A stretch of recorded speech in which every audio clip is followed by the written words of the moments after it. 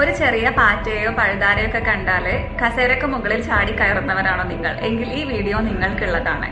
ഇങ്ങനെ ചെറുതായിട്ടുള്ള ഒരു പാറ്റയും പ്രാണിയും ഒക്കെ കാണുന്ന സമയത്ത് അമിതമായിട്ടുള്ള പേടി ഉണ്ടാകുന്നതിനെയാണ് നമ്മൾ എൻഡമോഫോബിയ എന്ന് പറയുന്നത്. എന്തുകൊണ്ടാണ് ഇത് ഉണ്ടാവുന്നത്?